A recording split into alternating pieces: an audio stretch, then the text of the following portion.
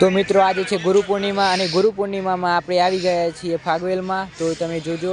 ફાગવેલમાં શું શું છે તે બતાવીશું અને ફાગવેલમાં આજે આપણે દાદાના દર્શન કરવા આવ્યા છીએ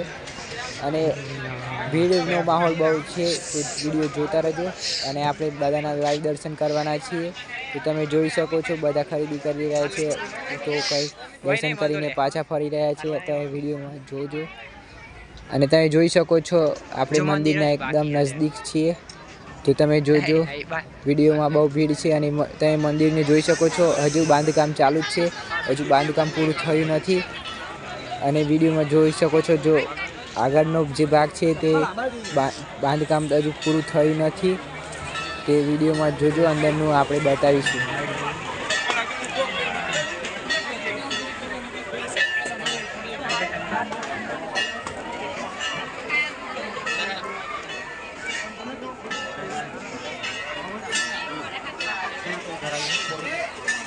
आ गया